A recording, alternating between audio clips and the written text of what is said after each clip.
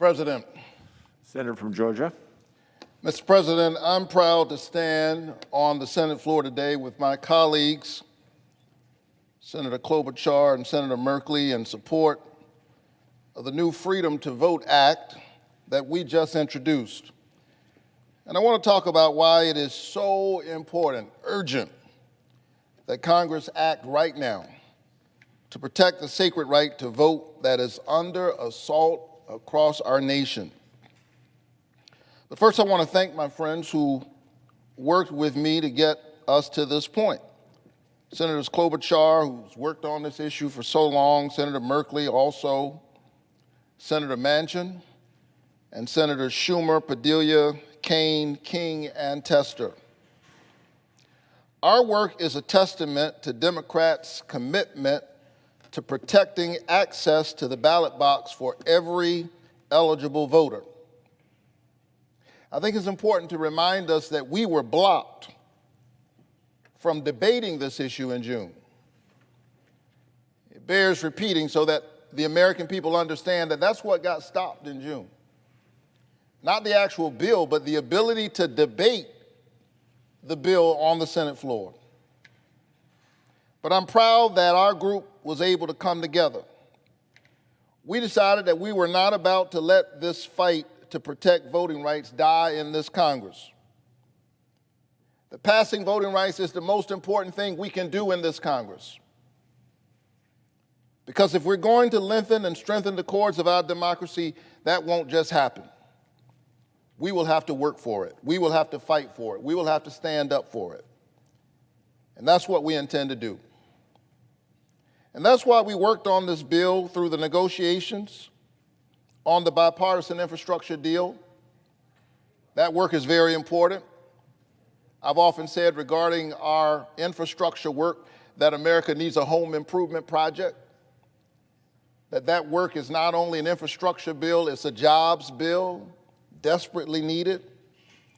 We've got to build back better, create an infrastructure so that families can thrive, so that workers can be engaged in the work that grows our economy, creates more jobs.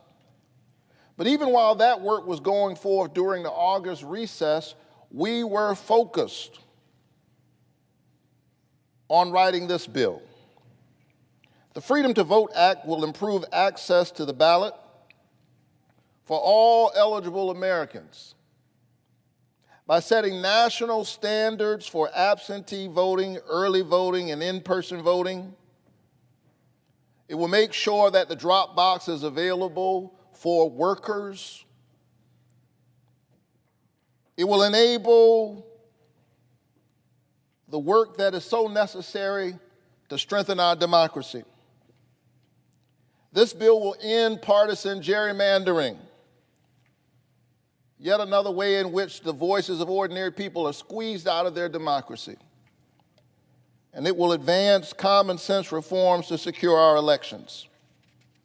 And I'm especially proud that this bill specifically addresses the wave of voter suppression laws we've seen take root in my home state of Georgia and all across this country since January.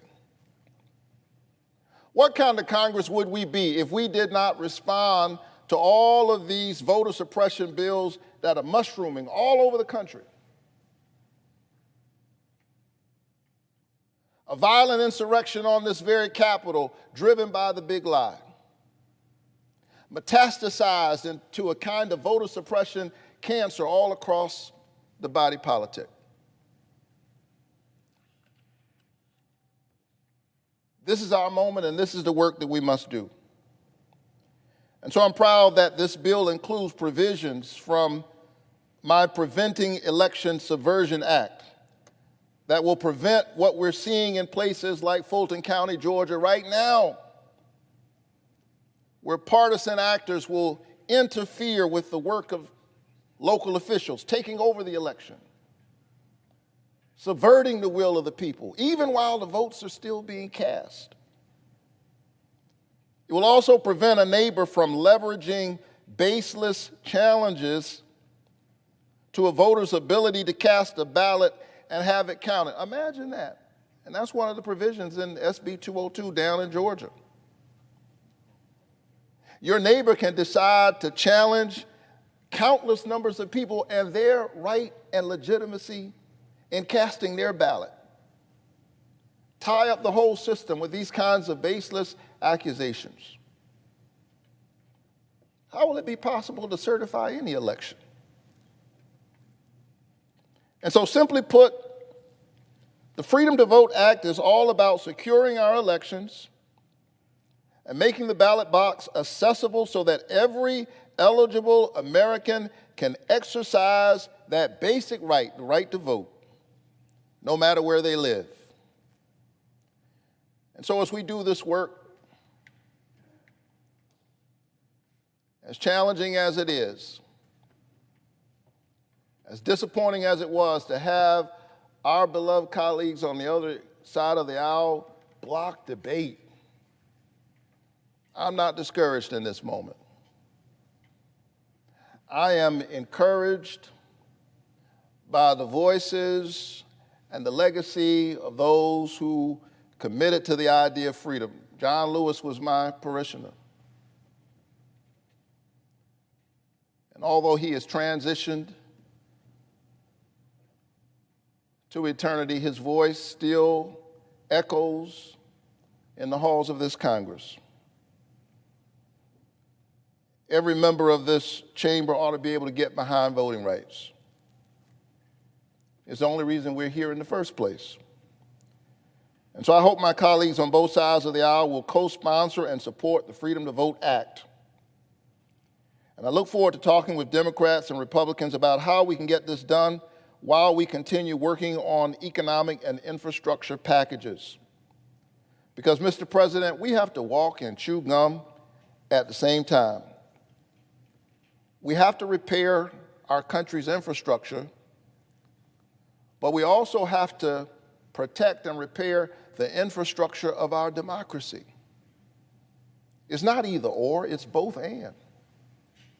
We've always had infrastructure. We've always had roads and streets, important. We've always had bridges. John Lewis walked across a bridge in order to repair the infrastructure of our democracy, a bridge to the future. And so I know that some of my friends on the other side of the aisle are already saying that they're not going to support this bill. But in the past, I remind them voting rights legislation has passed out of this chamber with strong bipartisan support. I hope that this day will be no different. I say at least give this bill a chance. Come, let us reason together. Let's talk about it. Let's have the voting rights discussion that we didn't have in June. It's not too late. Let's have the discussion that the American people deserve. Let's have an open debate and input from both sides here on the floor of the United States Senate. That's why we were sent here. There's a lot for my Republican friends to like in this bill. And my Democratic colleagues and I stand ready to hear what you don't like. And together we can try to find common ground. So I hope my Republican friends will give this bill fair consideration and that we can get bipartisan support to get it over the finish line. Mr. President, as I close, I want to remind all of us that the only reason we're here in this chamber at all is because somebody voted for us. Voting rights is not just some other issue alongside other issues. It gets to the heart of who we are in the first place, a democracy. And we'll always disagree about a whole range of issues, but after politicians have argued their case about infrastructure, about taxes, about health care, about national security, the most powerful words ever uttered in a democracy are "the people have spoken." And shame on us if we allow the people's voices to be silenced in this chamber.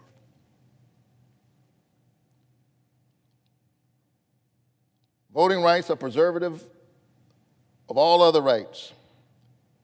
And right now, the right to vote is under attack. Our democracy is in a 911 emergency, and we must act now. I know that for those who've been in this body for a while, there's a sense in which, you offer up proposals and they don't always make it, and you live and you fight another day. When I look at what's going on across our country, I think that if we don't address what's happening right now, we will have crossed a Rubicon that imperils our democracy for years to come. And I'm not about to sit here silently and allow that to happen. Too many people died. Too much blood was shed. Too many sacrifices made. Too much is at stake. And it's beneath the legacy of the greatest deliberative body on the planet to refuse to even have a debate about voting rights. And so I hope that my beloved colleagues on the other side of the aisle will come and reason together. And let's pass this out of this chamber with strong support. We've gotten some things done this year, but I believe that if we don't pass voting rights, history will rightly judge us harshly. The folks who sent us here are counting on us. History is waiting on us. Our children are watching us. And a great cloud of witnesses, John Lewis, a white woman named Viola Luiso who died fighting for voting rights, Abraham Joshua Heschel, Medgar Evers, a great cloud of witnesses urging us on to march toward the mark of the high calling